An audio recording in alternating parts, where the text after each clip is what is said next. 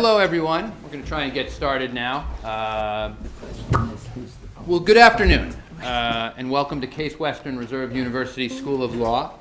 My name is Avidan, and I'm the director of the Institute for Global Security Law and Policy, and I teach in the Civil Rights and Human Rights Clinic here at Case Western.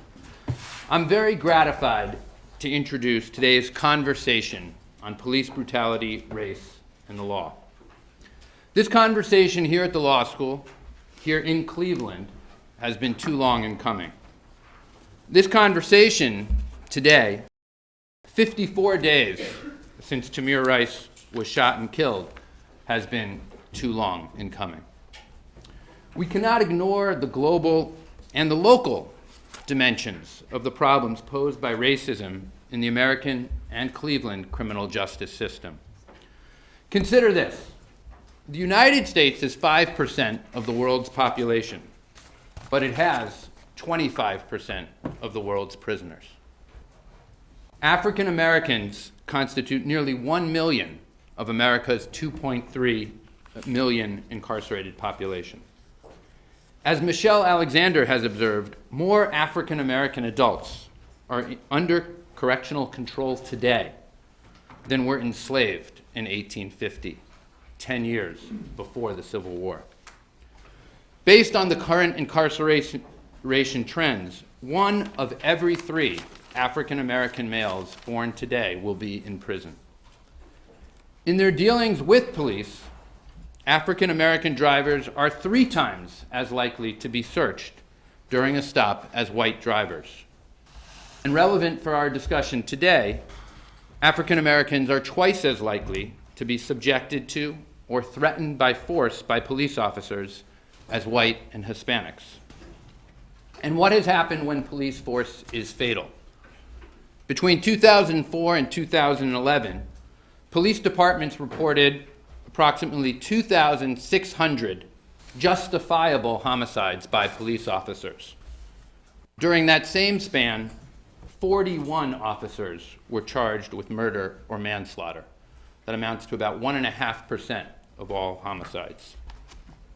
The U.S. Department of Justice concluded just last month that the Cleveland Division of Police has engaged in a pattern or practice of the use of excessive force in violation of the Fourth Amendment of the United States Constitution. Alongside that report's accounts of excessive violence, lack of accountability, and ineffective training, I found perhaps most distressing one simple image. The report describes a sign in a police district station that identifies that station as, quote unquote, a forward operating base. That's the term for a military outpost that supports tactical operations in a war zone. And it sends the message that Cleveland police are military occupiers instead of public servants and the community's protectors. To be sure, many Cleveland police officers honor their profession, ensuring safety and respect for the rights of the community. But there are systemic problems touching on race and the criminal justice system that I hope we can begin to broach today. We are very fortunate to have, leading us in that discussion, our very own Professor Ayesha Hardaway. Professor Hardaway currently teaches in the Criminal Justice Clinic here at Case Western, and writes about the intersection of race and the law. Prior to coming here to Case and teaching here, Professor Hardaway practiced for 6 years at the law firm Tucker Ellis, and before that, she was an assistant prosecuting attorney for Cuyahoga County. Professor Hardaway?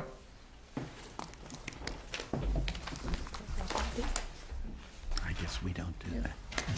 Oh, y'all don't have to clap. It's okay. Thank you, Professor Cover and Professor Williams. Welcome to everyone here in the room and to those joining us via live stream. I can't agree more that this conversation has been too long coming. We're here still grappling with issues of racial inequality on what would have been Dr. King's 86th birthday.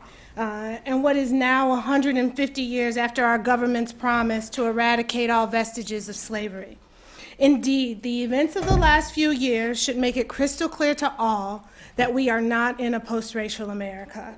And so in the interest of time, allow me to introduce our panelists. Professor Michael Benza is a fellow graduate of this law school. He teaches in the areas of criminal law, the death penalty, and federal prisoner rights. Professor Benza has also represented death row inmates in both state and federal court. He is, of course, highly regarded among our students. Professor Rhonda Williams is an associate professor of history, the founder and director of the postdoctoral fellowship in African American Studies, as well as the director of CWRU's Social Justice Institute. Her research interests include race and gender inequality, and Professor Williams is the co-editor of a book series entitled Justice, Power, and Politics.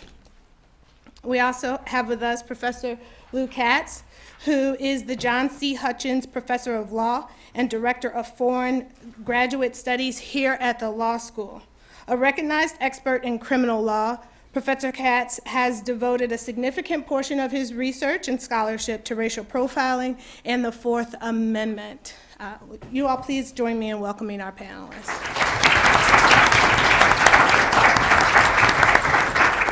I will mention, as you all may be aware, Councilman Jeffrey Johnson is scheduled to be on our panel. Unfortunately, some events within his district have him otherwise occupied. He called and says he will join us. And should he will slide right in and not miss a beat, hopefully. So as moderator of the discussion today, my goal is to pose several questions to the panelists, but I promise that at the end I will leave time for questions from the audience, so you can ponder those as we go along. So my first question. Since August, we've had a series of high-profile killings of both Black boys and men by white officers. Those deaths have led to anger, despondence, and violence. Have been compounded by the fact that there have been no indictments of these officers, of several of the officers. The resulting perception is one shared by many, that our criminal justice system is racist and rigged. I would like each of our panelists to comment on that concern. Particularly, do you think that view is fair? And whoever goes first is first. Shall I Please, start? Professor Katz. Yes, thank you. Yes, our criminal justice system is no different from our country. It is inherently racist. We were founded as a racist country. We have never gotten over the legacy of slavery. We refuse to abandon it. And Cleveland is no different from the rest of the country. It's no longer, Mississippi, Alabama, Arkansas, and the rest of the country. It's the entire country. Any exception would be the exception today, and Ohio is certainly no exception. Some 85 years ago, the Cleveland Foundation contracted with Dean Roscoe Pound and Professor Felix Frankfurter at the Harvard Law School to come to Cleveland and do a study on police brutality and police violence. And that report has never been acted upon, but what it did find was that the level of violence against suspects, and especially Black suspects and immigrant and laborer suspects in Cleveland, was as high as it was anyplace else in the United States. I was with Congressman Stokes just 2 weeks ago on a panel, and he said to several of us that Carl, his brother, for those of you who don't know, who was the first Black mayor in a major city in the United States, that Carl said no mayor would ever be able to change the Cleveland Police Department. I don't know if that's true. We certainly have had 2 black mayors since Carl Stokes. I don't think either of them has tried to change the culture in the Cleveland Police Department. My time's up. Thank you. Go ahead, Mike. No, go, Mike. Oh, all right. I got a shorter answer. I agree with Lou, of course. Racism is inherent in the system. The Supreme Court of the United States has validated that. In McCleskey versus Kemp, a death penalty case where the defendant came before the court and said, here is definitive proof that people get sentenced to death not because of their crime, but because of the race of the victim and the race of the defendant. And the U.S. Supreme Court said, we agree. The system is racist. But because you cannot identify a racist actor in your case, your death penalty will stand. And that system is perpetuated and accepted. And we make no efforts to make changes. Generally, attempts to pass things like equal justice acts that allow defendants to rely on this type of evidence to demonstrate race bias in their criminal cases is not enacted. One state has enacted that type of legislation. Death row inmates used that to demonstrate racism and be taken off of death row, and the next thing the North Carolina legislature did was repeal it. We don't want to acknowledge it, because if we acknowledge it, it tears down everything we think about our system. And it's not just the criminal justice system, it's every other system that we are built on. So yes, it is rigged and it is racist. Mm-hmm. So the easiest way for me to answer it after these 2 comments is to say ditto, and save us time and move on to the next question. But yeah, ditto. It is systemically and structurally an unjust system based on race, based on economics. It is, in fact, I was just teaching in my class today, Intro to Black Studies, and I talked about the ways in which race, and I'm going to go broad here and come back to, the criminal justice system and to policing, but I was talking about how race has been a central component of the formation of this nation, before the formation of this nation, for hundreds of years, right? So the incorporation of racial injustice as a foundation of the democratic notion of what America is happened at its founding. And so race is constitutive of the ways in which the United States operates and functions and has been born, and it remains a component of the ways in which opportunities and discrimination is structured in this nation. And that extends to the criminal justice system. Sanders' book is one that has been mentioned, The New Jim Crow. Douglas Blackmun has written about that in his book, and talking about slavery by another name and the extension of that. And others have talked about it as well in other systems, political and economic systems. And all of these systems are very much connected. And this extends to the police and policing systems. And the thing I think is really important here is to articulate the ways in which this statement is not an indictment of every single police officer, right? Some police officers are really, they don't need to be police officers. They are killing and maiming and creating havoc and distrust in our communities. But that's not every single police officer, but the system itself is very much based on race and systemic inequalities. And that extends to police officers who are police officers, how police officers got on the force or didn't get on the force, and what percentage they are of the force, what the culture of the force is, even when you have black police officers on it. I mean, this is very critical to understanding then the ways in which these kinds of cases unfold. And in some ways, the inability of some of us to see it because of our desire not to think about race as still a constitutive part of the nation, let alone still operating today in the context of white supremacy. And allows us not to really deal with some of the issues of racial profiling that happens every single day without death, which is also critically important.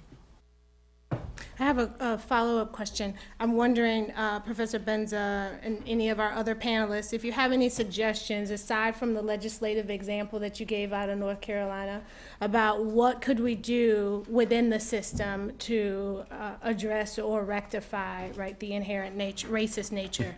Well, that's the billion-dollar question. Yeah, that's why I asked it. I think the first thing we have to be able to do is talk about race.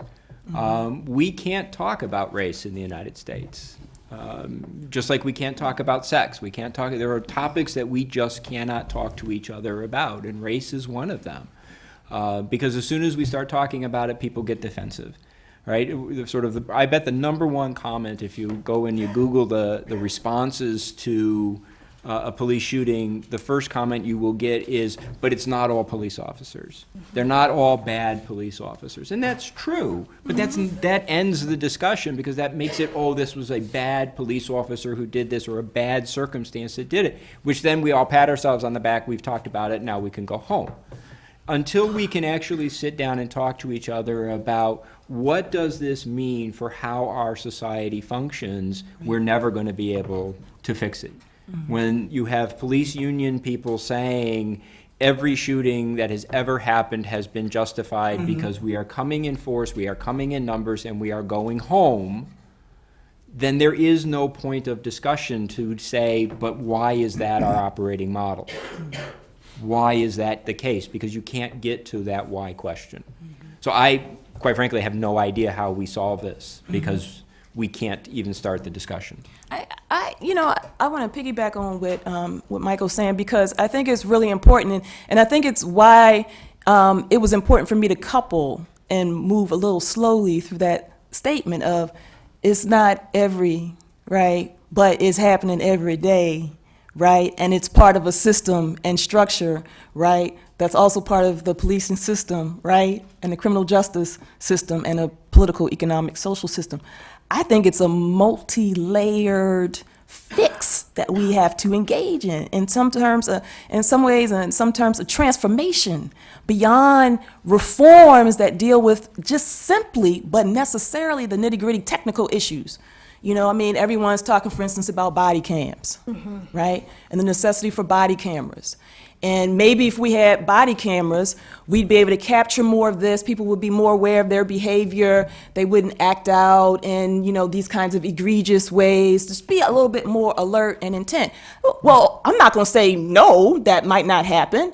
But I am going to say that Rodney King was taped, and Eric Garner was taped.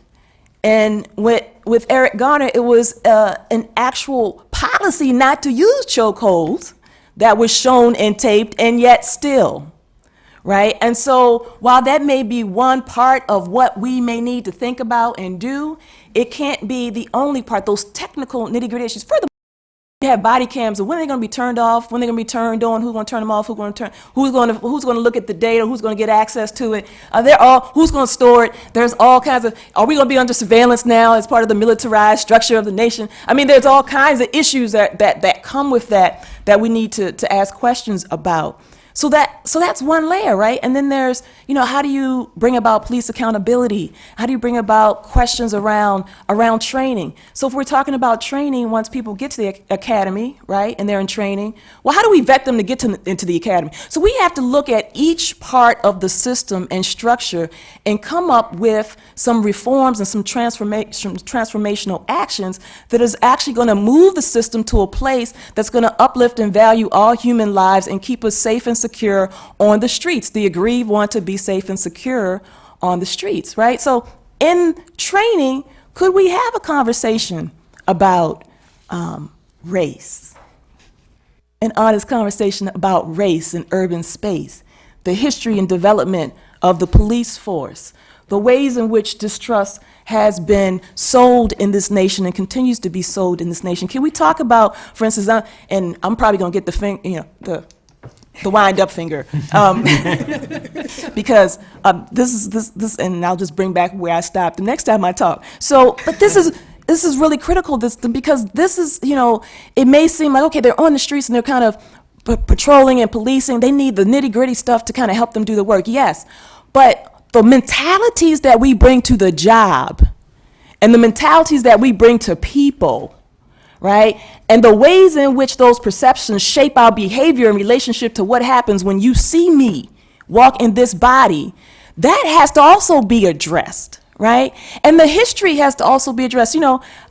Do police officers really know the ways in which police forces were started? Do they know what the purpose of police forces were, aside from keeping the quote-unquote state peace versus being a peace officer on behalf of communities? Do they know about the history of enslavement and paddy rollers, which really helps us understand the start of the police forces and the policing of enslaved persons and returning them into the hands of white power brokers and helping them keep their place in a racial hierarchy? Do they know about the black codes, right, and the idol laws and the ways in which specific laws were created to police black bodies and control black bodies? Do they know the ways in which numerous members of the KKK were actually a part of the police force?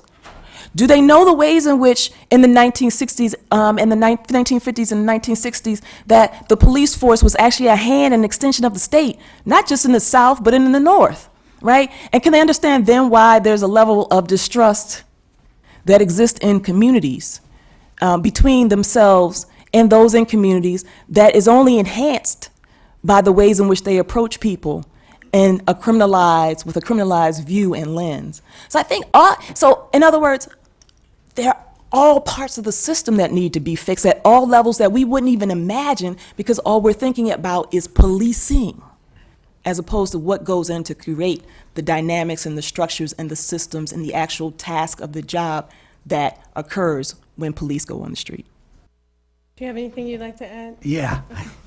But we have to imagine. We can't just say how awful the system is and leave it at that. We have an obligation to try to improve our society for all Americans. Body cams are not the answer, but body cams are an answer.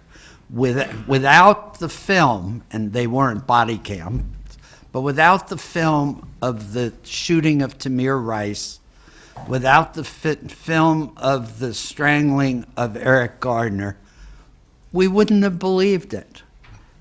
The police union officers would have appeared on television, said everything was done according to proper procedure, and that would have been the end of the story.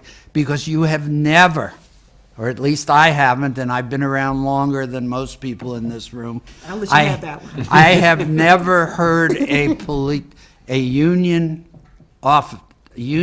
representative of a police department say, we need to see what the investigation produces. All we hear is everything was done according to procedure. Well, nothing was done according to procedure. The killing of Tamir Rice, that had to have violated numerous police procedures here in the city of Cleveland. Police don't drive up to someone, even someone whom they think has a loaded weapon, and simply execute that person. And that's what happened there. In the case of Eric Garner, a man who sold 3 cigarettes, whom the police knew, he was a regular in the area. Michael and I teach criminal procedure, and the Supreme Court of the United States has said, with regard to arresting and using deadly force to arrest a felon, that sometimes it's better that the felon get away than die. Now, that was in a civil case. Eric Garner wasn't even a felon. He was selling 3 cigarettes, and yet 4 or 5 police officers felt the need to immediately take him down and take him into custody. They could have waited him out. They could have surrounded him. They didn't have to use that force. Another thing we need to do, because we can't keep up, is the police departments have to resemble more the population of the city, just as the judges and prosecutors have to resemble more the racial makeup of our cities. The police departments have been too white for too long. They used to be all white, now they're just too white. And that's true of our bench too, Judge. So there's a lot that we can do. The last thing we must do is just throw up our hands, give up, and say it's always been this way and it'll never be changed. So, I'm sorry, I know you got another question. So, what I think is critical, I agree with everything Lou said. But what I think is critical is that there are too many people who believe, as you say, to your point of the body cams, that this is not going on. But there are a whole lot of us who know and who knew and didn't need a DOJ report to know it for decades and centuries in this country. So the we who don't know, you know, the taping of an Eric Garner or Rodney King, though, is a big And gap they in will between those, continue right? to choose Right. not to know. And they will continue, which is why, to my point, of we have to continue to educate people about the specificity, the particularity, the broadness, and the historical and contemporary nature of this issue. It's not about just raising what's bad, what's bad, what's bad, what's bad. It's about talking about reality and then how that dovetails with the actions that need to take place. So yeah, de-escalation techniques need to take place. Yes, we need better technology that needs to take place. Yes, we need better training that needs to take place.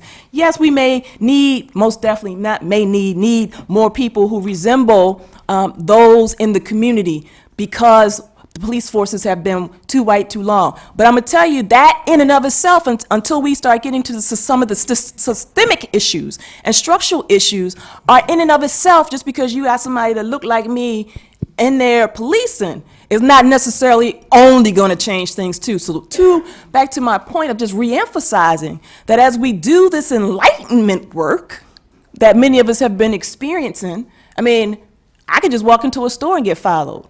I mean, you know, and my life ain't, you know, at risk, I don't think. But I mean, me. I don't look bad, do I? I mean, you know, would y'all be scared of me? You look suspicious. I look suspicious. You know, walk into the store, gotta have a little levity with these hard conversations, right? So, but for real, I mean, I have walked into a store. I mean, I've walked on Case campus. I've walked down the street. So, I mean, and there are many right here who experienced that. So it's about conveying the stories as we figure out what the solutions are and articulating and putting some of those solutions in place at all levels, right? And seeing the policing system as one larger part of a criminal justice system, which is one larger part of this nation we call a democracy based on racial inequality. Okay, thank you. And that dovetails nicely, actually, into my next question. And so there's been a lot of talk generally and here today about the use of force. And we've been hearing a lot about what qualifies as justifiable or reasonable force, right? And I'm wondering if one of our distinguished law professors can briefly outline for us the standard for reasonable force and how that comes into play here. You're our distinguished law professor. You can do that. You taught me, you can teach them. He taught me too. You can teach them. That's why I tell my students, drop my class, take his, because he taught me, so. I've taught everyone. You know, this is a point that Michael and I don't necessarily agree upon.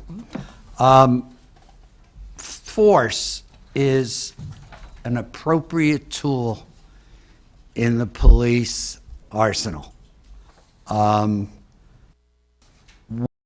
Not say overnight we're going to stop police using force when they make arrests or when their lives are in danger. I mean, number one, it's unrealistic. And number two, it would never be acceptable anywhere in the United States. In terms of making an arrest, police may use reasonable force. What is reasonable force? Reasonable force does not extend to deadly force as a matter of course. It extends to deadly force only in those situations where a dangerous felon, someone who has committed a dangerous crime or represents a danger to other people in the community and the police if he gets away, in that situation, police may use deadly force. Just as any of the rest of us, police may use deadly force when their lives, and they reasonably believe that their lives are in danger. In the case of Tamir Rice, had it not been for the film, we have heard the initial, here's the late Councilman Jeffrey Johnson. Oh, he's still alive. Always. The first statement that was made after Tamir was shot was that the police officer was acting in self-defense. The police officer, if you look at the film, you would understand, and I'm sure everyone has seen the film, you understand that that wasn't a case of self-defense. That a reasonable, well-trained police officer would not have driven that squad car right up to that boy and shot that child. That a police officer would have parked the car at a distance away from that child, and even if the officer did not know or believe that he was dealing with a child, the officer would have sought to disarm the child by speaking to him and talking to him and not acting in the way that the officer did in this case. That was not in my opinion, a justifiable use of deadly force. And that, what the Justice Department's decision to come to Cleveland to insist upon a consent decree is not based upon the Tamir Rice incident. It was based upon the many incidents that occurred prior to the shooting of that 12-year-old boy. Other thoughts? You want to jump in? He didn't even hear the question. He never ever had to when he was a student. I have no No. intention of following Katz. But I always listen and follow his orders. Okay. The question was about the use of force, reasonable force, and the standard on the recent. And it was actually posed to our legal expert, so it's Mike's turn. Okay, In yeah. fairness to you, Councilman. Wait, you Nice sat try, through Crip Professor Pro. Katz. Yeah. I don't disagree with Lou on that.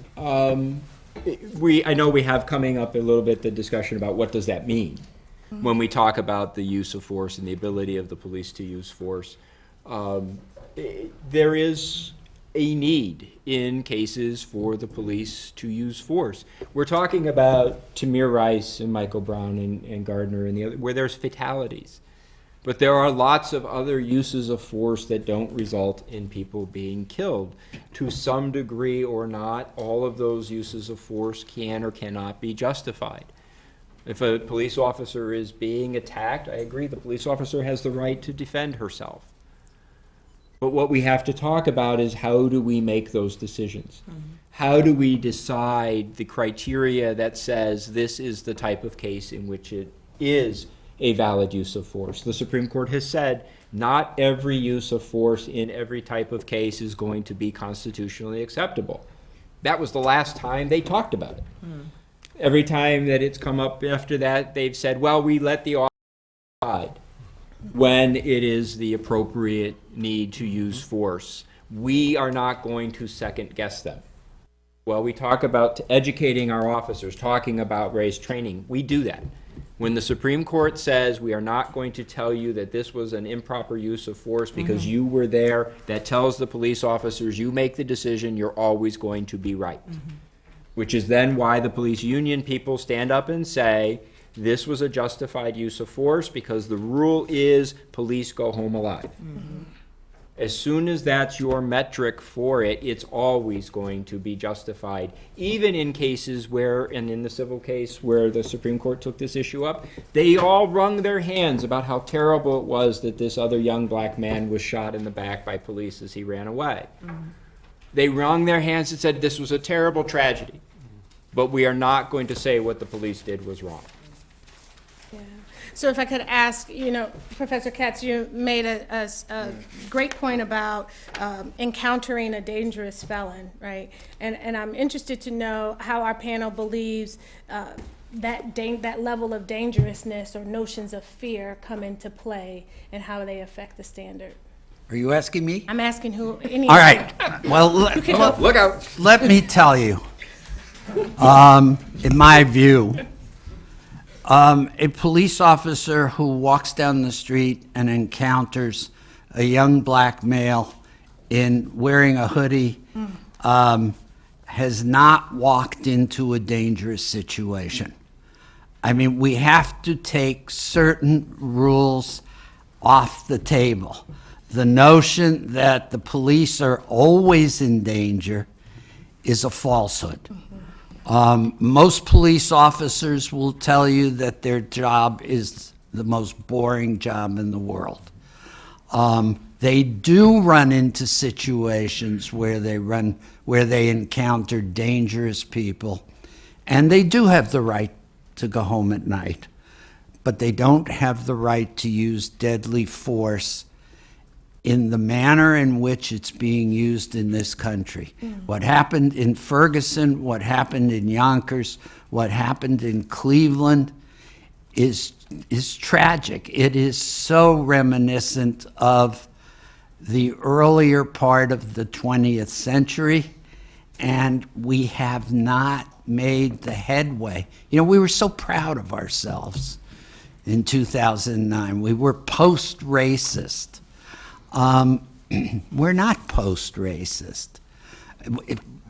If anything, what's happened in the last 6 years has turned into an excuse to become even more racist. Oh, sure, we have a black president, and then we treat him worse than any president in my lifetime. But what's happening on the street has to be a statement made by all Americans, not just black Americans. It shouldn't just be black people marching. It should be black and white and brown and yellow people marching today saying, we didn't settle everything back in 1963, 4, and 5. These issues still remain on the table. And these are issues that our generation cannot leave to the next generation, because when the mayor of New York is criticized for having a conversation with his biracial son about how to behave when he encounters a police officer, and that is one of the excuses for his police department to turn their backs on him during the funeral, is outrageous. This is a paramilitary organization that is out of control.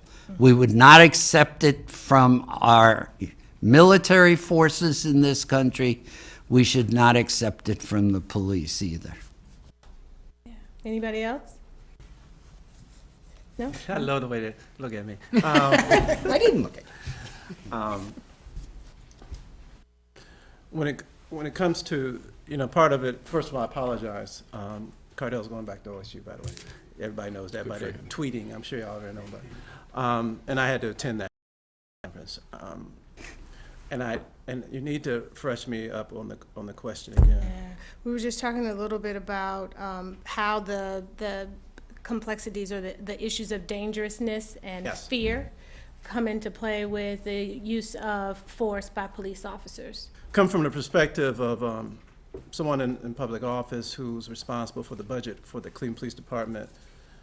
Part of what I've come to believe is that things have happened along the way that created within the relationship between the public and the police, us versus them. Things happened along the way, the loss of the residency requirement when it was preempted by the state government, for example, the idea that, and most of the significant amount of the non-African American officers living outside of the place they work at, phenomenon like that, and so you create within you this idea that you're almost an occupying force, and stereotypes play heavily within the idea of who you're dealing with. The problem is that the violence in our community has significantly increased in many parts of our neighborhoods. That is reality. We had 103 homicides in the city of Cleveland. A disproportionate amount is the black victim and the black perpetrator. The vast majority of them are young black males on both sides of that interaction. That's the reality. The question is can we train individuals to a level where they can discern and not have the racial bias and not have the stereotypes as they determine when they are called to a male, whether they were told it was a young male or not, a male with a gun, whether we've trained them enough to discern the difference between a threat and a non-threat. And when it comes to the violent nature, it's really based on this notion, I need to get home at night. I mean, I hear that so much. When it's all said and done, I need to do my job and I need to get home at night. Well, of course, Tamir needed to get home at night as well. So it is this notion of presumption, if you will, that the black male person that you are called to deal with is violent.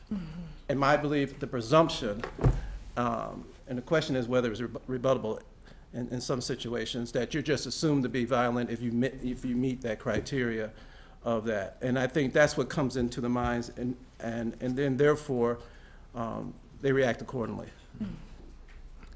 So, in the interest of time, I'm going to move on to my next question, which is the recent the recent report released by the Department of Justice was critical of the Cleveland Police Department, to say the least, right? And I'm hoping that our panel, and Councilman Johnson, if you're willing to go first, that would be great. What does the federal government believe is wrong with the Cleveland Police Department? And added into that question, to the extent it applies to you, but I'll add it for the rest of the panelists when it's open to them. What do you believe is wrong with the Cleveland Police Department? It's fundamental. They have stated that there is a systematic failure on the question of the Fourth Amendment right relative to the use of force by the Cleveland police officers to a citizen. That their constitutional rights have been violated on too many occasions. They looked at about 600 cases. Most of them were not deadly force cases. Most of them were non-deadly force cases. Most of them does not make the front page of the paper or on the 6 o'clock news. It is the gentleman who was in a gurney who, because he's mouthing off, gets tased. Or someone who is not following every order, who may get hit upside his head with a gun, but it is the being slammed to the ground because they're mouthing off. And the report talks about the unnecessary use of force to a point where it violates your rights, your Fourth Amendment rights. And it is throughout this to give examples of how that system doesn't filter out individuals. First of all, it doesn't properly train individuals not to violate your rights. And then it doesn't properly filter out those who, despite the training, continue to violate your constitutional right, because they talk about the disciplinary process. They talk about how it's admitted that they slant toward the officer whenever there's a use of force, that there is not this belief of objectivity. And so from tactics to how to deal with the mentally ill. It just goes through the whole list of how decisions of how to use force went so low that it violated one's constitutional right, which gave them the authority to bring a lawsuit, so to speak, that's supposed to be dealt with by a consent decree to the city of Cleveland. And I agree with everything they've said. I learned a lot. So what I just said is what I agreed. But it was based on individual cases you read about. 2 young ladies in front of Collinwood High School after they get out of school. One is thrown, aggressively to the ground and arms pinned behind her. I may not have thought about her Fourth Amendment right. I just know that was wrong. Because I saw it on video, I just did not look wrong. They came in and gave us a much more official, legal way of saying what we saw in most of the cases, what we don't see is wrong and a violation. And so I agree with the litany of the list from tactics, which is the Tamir Rice case where they talk about they commit tactical errors that actually put officers in more danger. And it's just a list of findings that are significant and in agreement, at least I do, but that's another discussion or part of the discussion. They're in denial, but I'll leave it at that. Okay. I think there's a couple of other things. I think very intentionally the Department of Justice used systemic. And the reason for that is this is not something of just a few bad cops. Right. One of the great lackings of police education and in a lot of other education systems, a deficiency is that we don't empower those good officers that we all know are there to stop the bad officers or to intervene in these. You go back, one of the things that really kicked off the 2012 shooting in the city of Cleveland with the 137 shots into the car and killing 2 unarmed people. One officer fired 41 rounds. Not a single officer who was on that scene intervened to stop him from firing. He had to reload his weapon at least 2 times. Right. And get up on the car. Yeah, it was on the hood of the car, shooting through the windscreen. Not a single officer stopped him. That is the systemic problem. When our good officers don't have the power, the training, the backbone, the whatever you want to call it, to stop a bad actor, then we have systemic flaws. The other problem, I think, for the DOJ is it doesn't go far enough. The DOJ was limited in its data set to those cases they know about. What those of us who work in this area know is that there is a whole bunch of stuff that never ends up in a police report, never ends up with an arrest. There is a thing called the Cleveland treatment. If you talk to especially young black men dealing drugs, they will get caught in a jurisdiction, South Euclid, Lyndhurst, something like that. They are surprised that they are arrested and being taken to jail for a relatively low-level drug offense. And will say to the officers, well, why don't you just do a Cleveland on me? To which the suburban police officers say, what's a Cleveland? And that's, well, you just take me behind the convenience store, beat me up, and then we go on our way. When you have those types of cultural tactics being employed, you end up with a community that cannot in any way, shape, or form interact in a safe and necessary way with their police department. And those are the things I think that DOJ was missing, just because you don't know those things until you go out there. Yeah. So. The other, I was just going to say, Go ahead, Ron. I was just going to say the other thing doesn't show up in the report is race. I'm always bring it back to race, but there is no discussion of race and racial bias. One of the demands that people are really talking about is bias-free policing, not just constitutional policing, but bias-free policing, really dealing with questions around profiling and how that impacts disparate arrests and entry into the criminal justice system. The question to culture and how people are seen and viewed and stereotyped, and who gets respected and who doesn't get respected, who gets feared and who doesn't get feared, who gets criminalized and who doesn't get criminalized. Those things operating actually help us understand not condone, not desire, want to dismantle, but help us understand some of the disparate arrests and numbers of African Americans in the criminal justice system. And just as they do the Cleveland, they also are also doing the arrests. So while they may be getting arrested more consistently, according to the Cleveland story that we just heard, in suburban areas, they're not only getting the Cleveland in Cleveland, but they're also getting arrested for nonviolent felony, nonviolent offenses that are ranked as felonies versus misdemeanors, and finding themselves disparately in the criminal justice system in ways that they would not if they were white and in suburbia. So, I mean, so I think, again, it's all of these various things in play. And anytime you can have, you know, an officer feel like, you know, Michael Brown can move through bullets. He's coming, he's moving through bullets like he's, you know, or he's Hulk Hogan. You know, I mean, the ways in which these things are just talked about and not interrogated. We don't get underneath of it. We don't understand the ways in which criminalization happens and stereotypes happen, even with the realities that Jeff Johnson talked about. There's something remiss, right? And so it's all of these levels, and it's at all levels of the system, and it's beyond the system and in the ways that we move in community together or not. And in the communities we live in, there's also the geographical and spatial dynamics to this as well, in which communities get more policed, more heavily policed than others. And who actually gets access to diversion programs and all kinds of things. All of this is structured by race and economics in place. Okay. Just very briefly, because I Please. know time is an issue. What the report shows and what is quite clear is the absence of adequate supervision over the patrol force in this city. And I think out of the DOJ report can come a lot. And we can change the complexion of the department, we can change the nature of the training, and we have to change the level of supervision. And that was what was shown in the Great Chase case.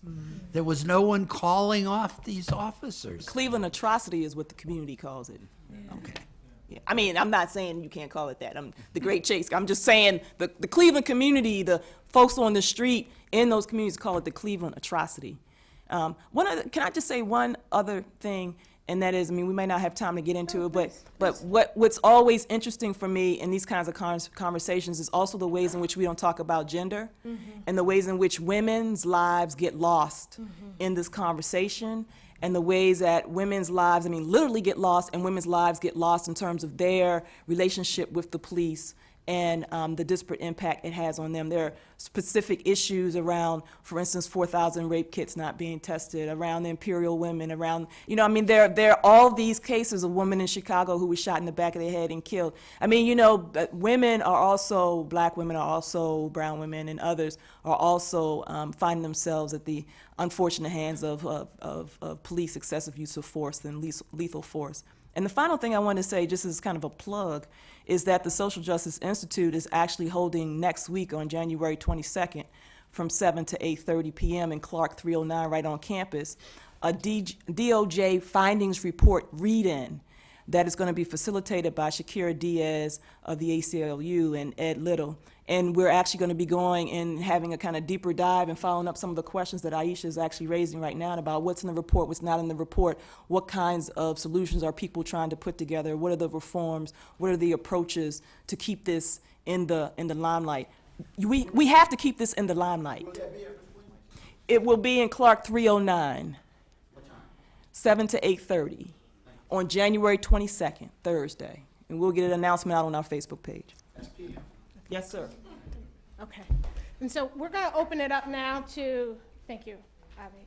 We'll open it up now to the question and answer period. Okay, I saw 1, 2, yeah. I wanted to ask the first question. Yes.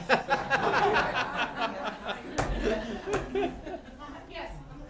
All right, quick question to all the people. Who in here knows Ray Rice? Raise your hand. No or no? The All right, football player. where this is going is the media paints such a terrible picture of African Americans that it does reflect in the level of distrust that the officers have for us. Yeah, Well, the media, I don't need a mic. The media does portray that bad image of us, which the officers deal with this daily. Also, there is a different level of psychological restraint shown between black officers and white citizens, and white officers and black citizens. All of us that live in suburbs know this would not have happened with Tamir Rice in Willoughby Hills or Hunting Valley. Well, we hope. Okay? Third of all, we need to break the protect the shield theory and hold good cops accountable for protecting the bad officers. One of my closest buddies is an officer, and to hear the stuff, they say, how can I turn on my partner? He'll save my life. Okay? And that's true. Okay, also, we need to divorce the prosecutors from the police and get rid of internal affairs, because really it's useless. Yeah. Okay, so I appreciate those comments. I'm going to ask, because there are so many hands that were raised, that if you have a question, please raise your hand. And we can make comments in the vestibule during the reception period. Okay, Avi, are you going to do it, or you want me to do it? Okay, so let's start here. Oh, I didn't hear any questions. I'm sorry, did y'all hear questions? No. Okay, so we're going to go. They were great points. Yeah. Yeah. But yeah. All right, I just want to say thank you. It's great to hear from academia talking about this. Well, how do you feel about Mark McGrath being resignation? Do you think that will solve anything? No. We've had resignations before. We've had DOJ reports before. We've had DOJ consent decrees before. And we do a shuffle, and then what do? We had resignations after the 2012 Great Chase or Cleveland atrocity. And what did we do? We promoted from within.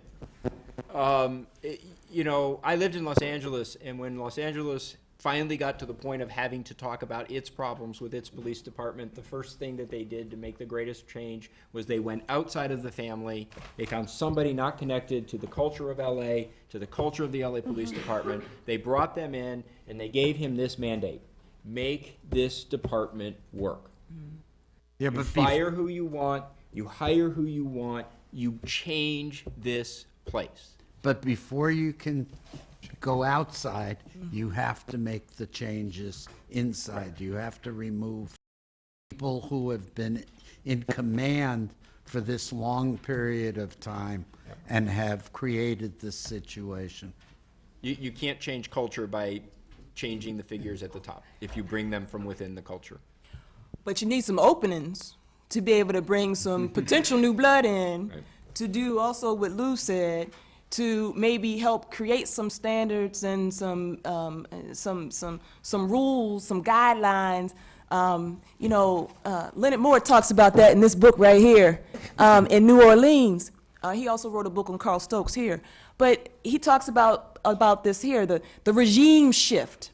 And the potential for that to contribute to, but not totally solve, the practices and patterns that exist within a certain institution, right? And we're talking about police right now.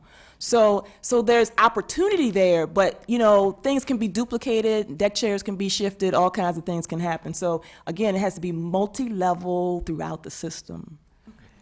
We have a question over here. Yeah, there seems to be a phenotype, if you're talking about racial profiling by the police. Ms. Rhonda Williams may have touched on that. I don't know what is suspicion based on an individual, except for some of you guys, you mentioned it, race and class is part of the issue, and race being primary. Okay. Now, with the broken window theory of policing, what do you think about the broken window theory of policing and the stand your ground laws? Okay, and how does that affect policing and the death of some of these individuals currently? And also, you've all agreed that white supremacy, this society, was founded for white people, for the betterment of white people, and it's inherently racist, right? You all agree to that. My question is, one of my other questions is, under a white paradigm, how can a society systematically based on racism reform itself if those individuals in those institutions are racist? And one more question. How can... That's three, so I'm going to ask y'all to keep one question. Let me just touch on this. We've had individuals within this system who are African American. We have an African American CEO, okay? Also, we've had a prosecutor, Stephanie Tubb Jones, a county prosecutor. You were a former prosecutor. We have Calvin Williams, a brother Calvin Williams, who's a police chief, came up through the ranks. okay, he saw things and so forth on 93rd, okay, he came up to individuals, and they seen police brutality and death. Is there a question? My associated- question is, okay. what role do African Americans play in the oppression and the silence? What role do they play in the paradigm of white supremacy under those institutions which they're a part of? Okay, so it seems to me like your last question is the one I remember, so let's start there. That's just so, I'm the. You ready? I don't know, no, anybody. so- I'll answer it, I'm not even on panel. Look, we did some profiling up here. No, I didn't. This No, is- no, no, no, no. I said Jeff. I'm talking levity. Look, I mean, you know, these are tough. These are tough situations. You know, not to make light. Okay, come on, bruh. All right, we know each other, so that's not disrespectful. So yes, I mean, I think I mentioned this before that, you know, that's why it's about systems, right? Right. It's about, you know, when we talk about race, it's not just about person to person. It's not about Dr. Rhonda and whoever this lady is here in the pink shirt and the sweater. Like each other, right? In the blonde hair, we like each other. And so, like, you know, it's all good. No, we can like each other and still both operate in and perpetuate a system of white supremacy and or racial discrimination and exclusion, right? And so there are ways in which both consciously and unconsciously, intentionally and unintentionally, African Americans play a role in perpetuating systems, because they don't question, they are afraid to ask. There might be class politics. They might have their own stereotypes about you know, who is who in what community, right? So that's real. There are class politics and bourgeoisification in the black community that create some of these differences and dynamics around race and ethnicity and gender. That's real. But, you know, I'd like to hear from you on this broken window and stand your ground laws theory as well. So let me say, I know we're supposed to end at 5:30. For those of you who need to go, feel free to go. Those of you who'd like to stay, we're going to continue on with a little bit more question and answer period. Oh, at the desk. Stand your ground, obviously. You can go to the desk and get that, sir. I don't have it. And the one thing I would say as people leave, even though we just got finished talking about the kind of intricacies within the black community in terms of interracial dynamics and class and all of those kinds of issues, I don't want us to leave on that issue.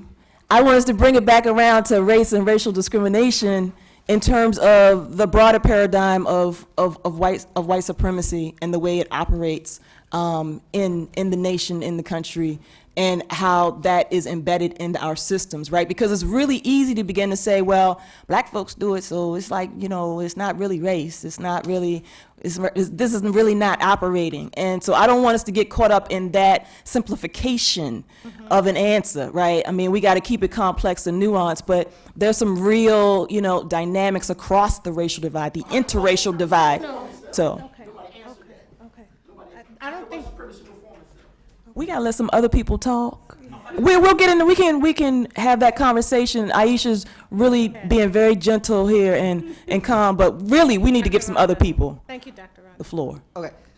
Well, one thing that wasn't mentioned in our discussion was the grand juries and how their failures to indict in Ferguson and New York prompted a lot of the chaos, or not chaos, you know, rightful protest. I don't know the best way to say it, but you know, backlash. So I was just wondering, how can we reform that system, so the prosecution or an indictment system, so at least maybe some of the more egregious cases can get carried to justice, you know, can avoid miscarriages of justice, even though there's still all these systemic problems that most other people know about.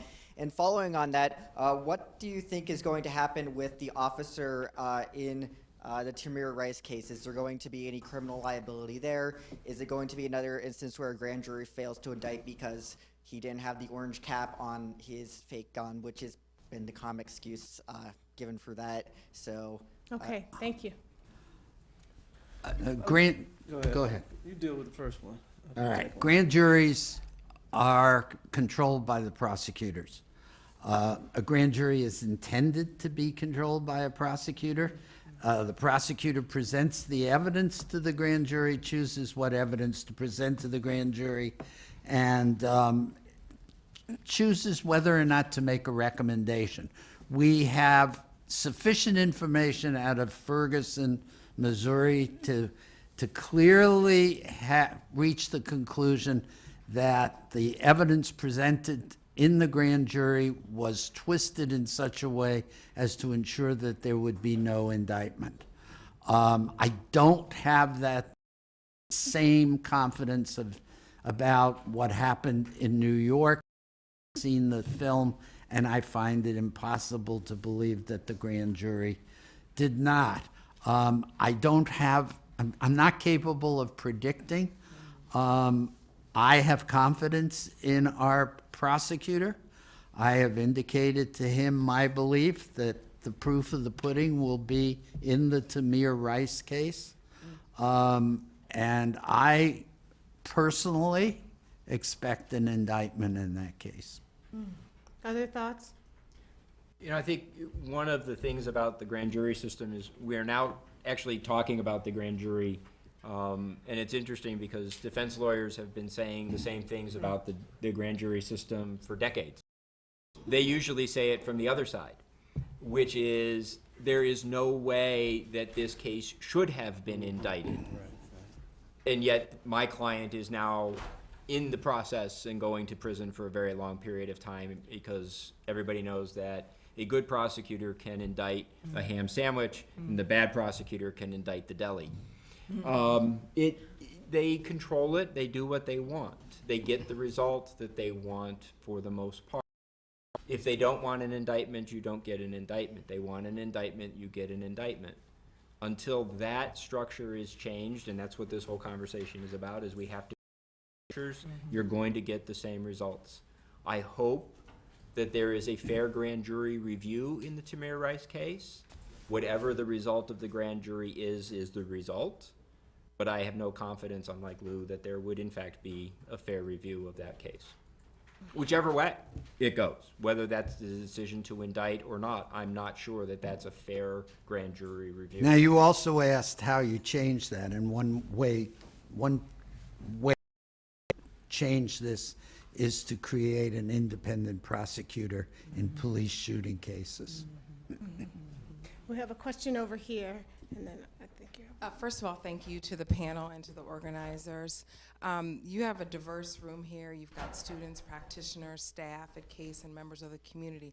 I'd love to hear from each member of the panel on 1 to 2 action steps you might recommend for us, no matter where we sit, since large change happens when people make small changes where they sit. I would first of all, the focus for me is this great opportunity for us to have the federal government and federal court and to be in town to help us try to fix our police department. What is missing is a significant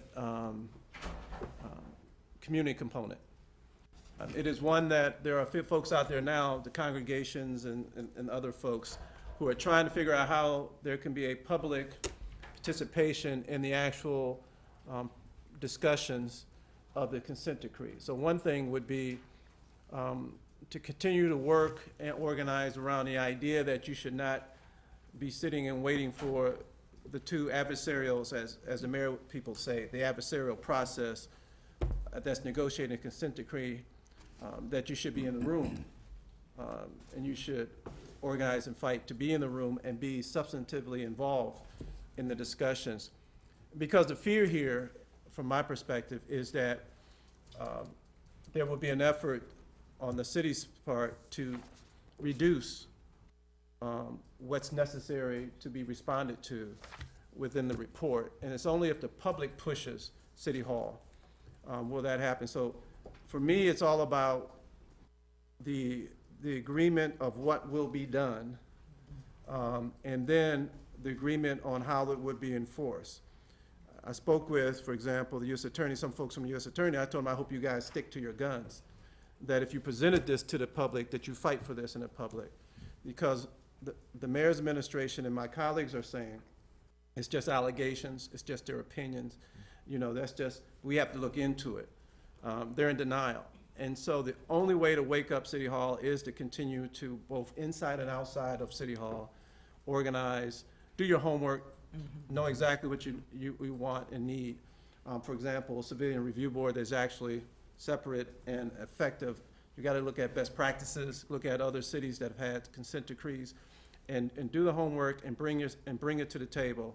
We're having a listening tour, but, you know, I think that's weak, because after we do the listening tour, the question is anybody in city council gonna really say to the mayor, these folks are raising hell in the streets?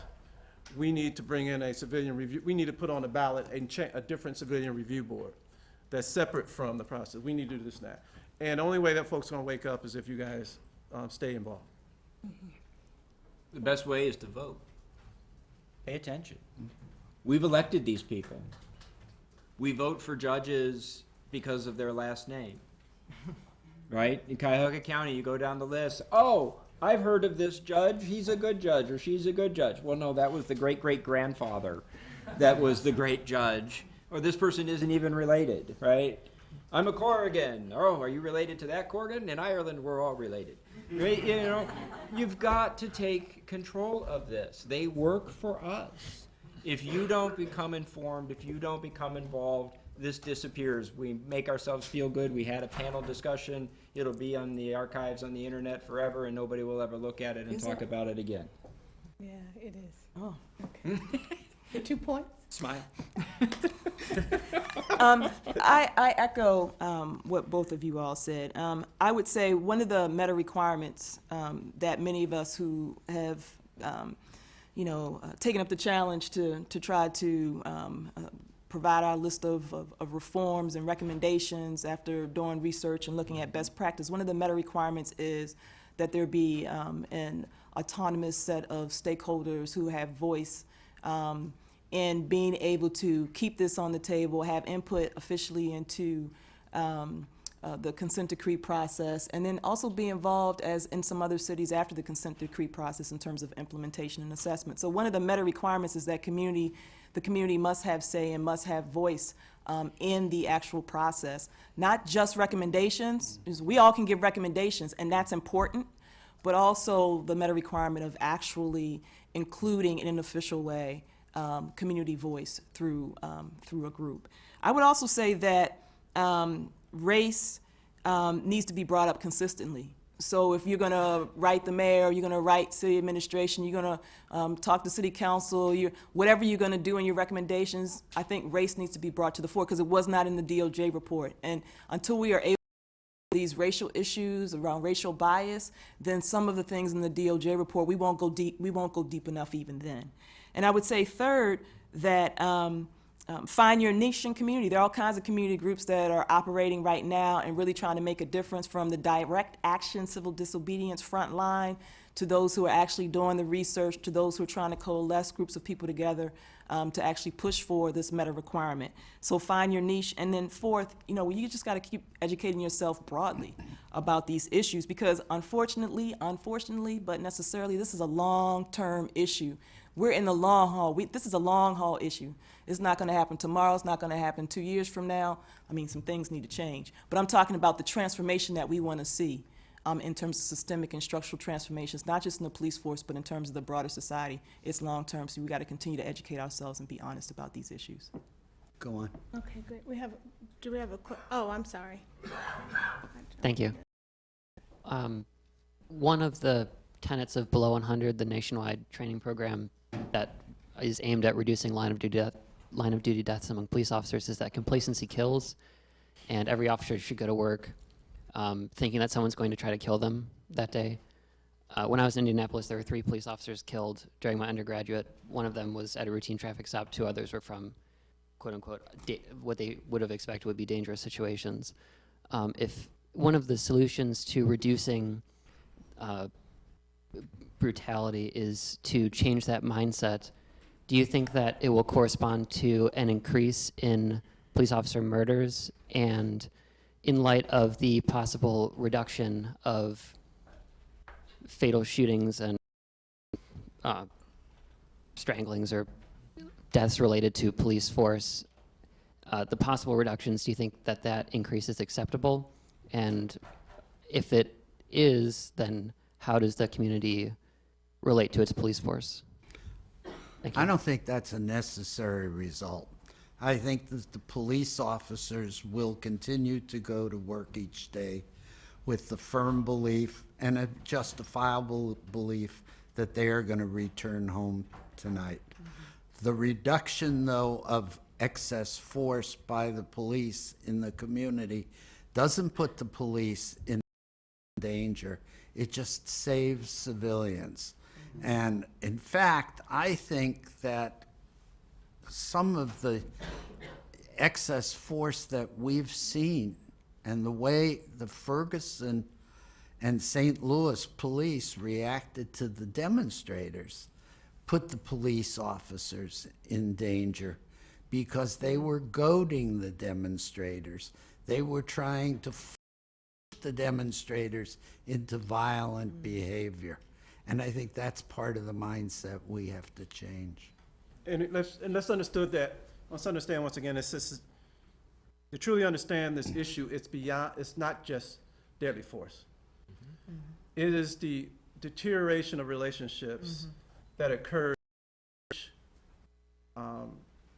non-lethal force used. It's the treatment of police officers to individuals. So this is not, the majority of the cases, the 600 cases in this report, is not the question of whether one should fear for their life. The question is whether one should treat this other individual in a certain way.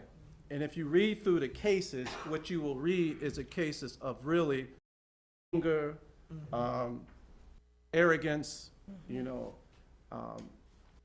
you cannot mouth off. You do what I tell you to do. And otherwise, I'm going to show you. And that's more the cancer in our community. Every one of my constituents will tell you that they do not want the Cleveland police officer to be killed, because in the end, that's who we're calling to save us. What we do want is be able to have City Hall teach these individuals who come knowing that they could potentially have put their life on the line, even though the majority of them never pull their guns out during their careers. You never know when it's your time when you have to deal with it. We are supposed to be able to train the individuals to a level where they're able to discern the difference between, not be complacent, but to discern properly whether the young man sitting under the gazebo who's walking toward us has a gun or not. That's why they talk about distance and cover as a tactic. So I just don't, it's a false choice between them being overly concerned and then under concerned. It is about being properly concerned enough to be able to have the tactics, the talent to discern a danger. We've gotten to a point where the magic words, he's lunged, had a knife, he's lunged. We saw in Albuquerque where there was a great distance with someone with a knife. And so they weren't immediately a threat of getting stabbed, but they still shot at a distance.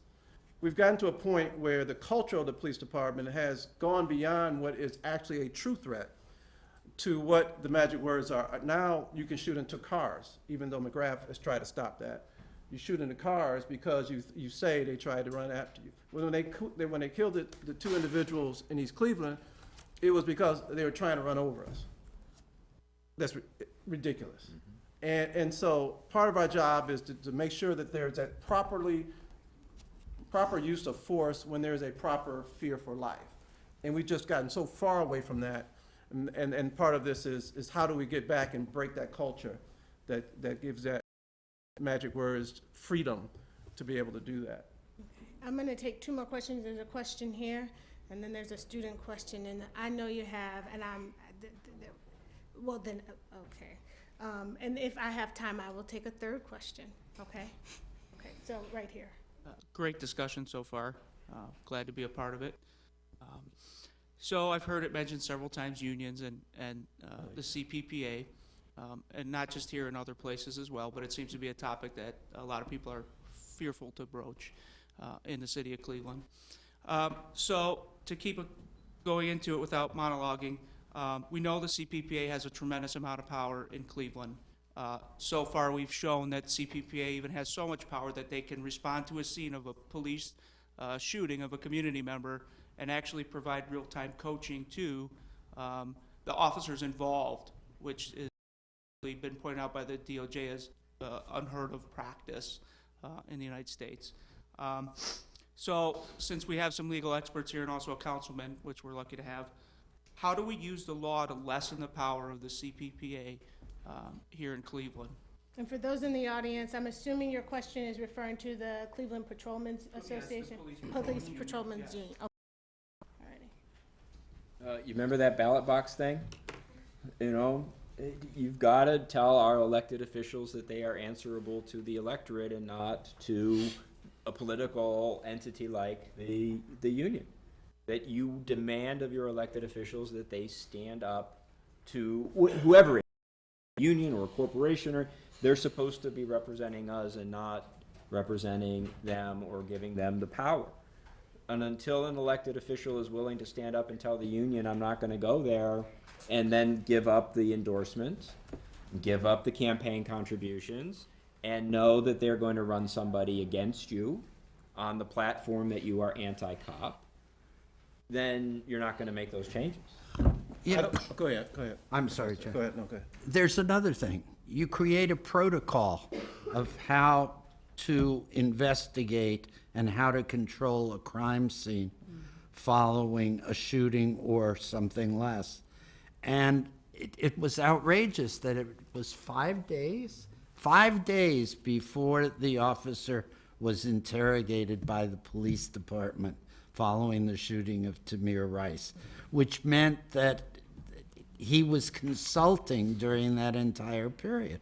Well, you just create procedures, and you don't let that happen. I'd love a new Miranda for my clients. I represent people accused of crime. Talk to you in 5 days. Right. You have to be, before you can arrest anybody suspected of killing somebody, you have to let them go home, leave them untouched for 5 days so that they can consult with whoever they want to consult, and then you can come to their house and ask nicely if they will talk to you. Nobody else who is believed to have shot somebody and caused them to die gets that privilege. They will be arrested, they will be taken downtown, they will hopefully be given Miranda warnings, and they will be interrogated. We don't do that in officer-involved shootings because the union has that part of the contract. Obviously, I agree with the vote issue, but everybody got elected last year. So if you want to sit around to 2017, in the interim, it's all about the collective bargaining process.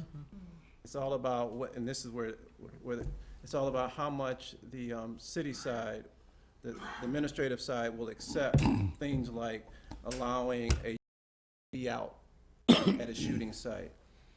And then being able to, should we choose to get rid of certain things and collective bargaining agreement, be prepared to deal with the union's threats and what they actually do. That's where the community comes in as well. And in the community, there's a significant part of the community, as you saw in the demonstrations, that support the police. And unfortunately, you've got to divide, either you're with them or you're not. And they purposely create that thought, either you're with me or you're not. And it's more in the gray areas. I'm with you when you're not beating on somebody. I'm against you when you're shooting 12-year-olds when you don't have to. But it's either or. And so when it comes to dealing with the unions, the truth of the matter is that the unions are part of the system, but the collective bargaining agreement has empowered them more than they need to be empowered. If you had a proper disciplinary process and proper leadership, then it would go a long way in being able to lessen the power of the unions. But of course, we have these issues of arbitration. I mean, there's a lot we need to look at beyond this report. The mayor has complained about how arbitrators are sending back to people that, but it's not all of what, you know, it needs to be analyzed to see where exactly are the points. So Mr. Loomis, for example, they're always going to have somebody speaking for the police officer. It's been part of our city culture.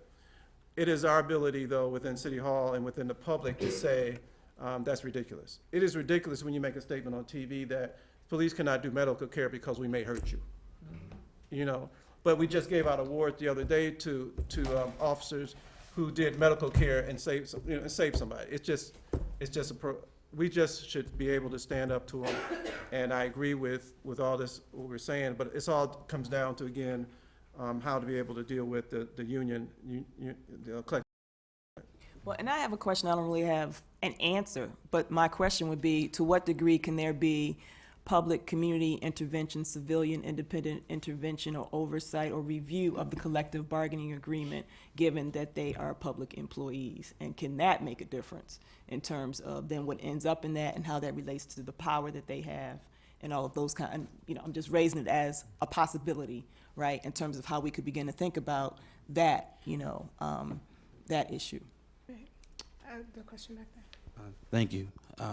This was more to Mr. Johnson. This question kind of comes back from when after like that weekend after Tamir Rice and they had the community center speech, and I'm glad we're not ending on this because it's I guess there's bigger issues. But I did some research and it was like some research from the Bureau of Justice Statistics that said 60% of local PDs use dash cams, and they're saying how the IACP had found that 96% of officers were exonerated after allegations and complaints, but Cleveland still hadn't implemented dash cams here. And so, again, not to pigeonhole as this is, this is the solution towards all this stuff, but I didn't get to ask it then. But Mr. Johnson, do you know why Cleveland still hasn't at least checked that one off the box so we can move forward and do more? Well, the biggest reason why we don't have it by now, the dash cams, is because Martin Flask and Mike McGrath didn't support the dash cams when we were, and therefore the mayor didn't. They did not, they just simply did not support making an investment years ago, though there was a handful of us who kept pushing. They finally made a transition to change the discussion to body cams, and kind of did a slow movement, and they finally brought to the council, which was passed last year, that they're going to equip every police officer with body cams. They came back and said body cams are better than dash cams. That's a discussion, debate. So the city of Cleveland has decided to invest in body cams for every police officer to begin this quarter, and then to and hopefully by the end of the year have every officer with body cams. We should not have waited this long. It should have been done by now. And had we had one for the Tamir Rice case, you would just had some more clearer, you probably could determine whether you actually yelled 3 times to sit up, like it's alleged. But today we are beginning to implement the body cams. But right now I'd like to have dash cams because Tim McGinty is offering $500,000 to match so that we can do it. But again, the administration is basically saying we need to look at it. We just heard about it, and they're dragging their feet on dash cams. There's no reason why it has to be either or, by any stretch of imagination.